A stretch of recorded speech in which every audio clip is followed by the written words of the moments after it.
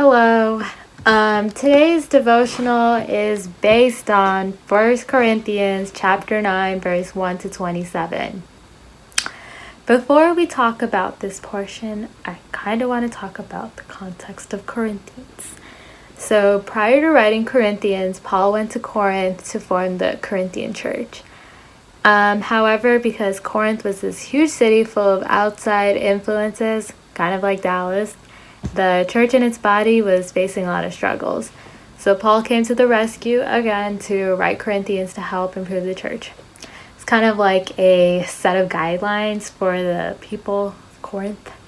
So in this particular portion, Paul focuses on the social aspect of being a Christian in a large city. Basically, he understands that it's hard being a Christian in this kind of environment, but he argues that the greatest reward in all of this is submitting to God. So he first relates the apostle to the regular man. They both have the right to enjoy the same rights, such as getting married or eating and drinking.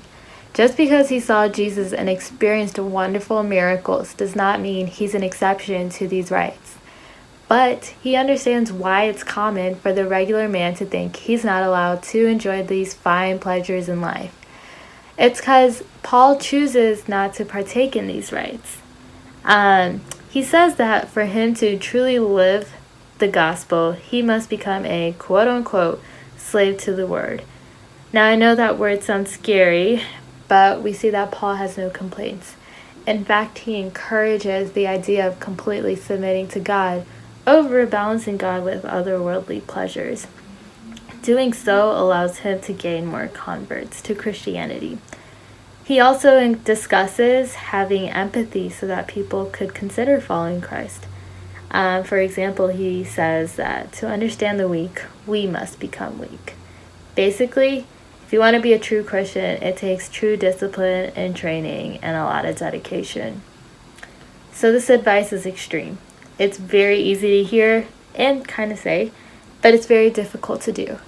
In fact, it may sound a little absurd, but this should incite questions like, why is this so hard for us to hear? What's holding us back? And what are we currently a slave to that we'd prefer over following Christ?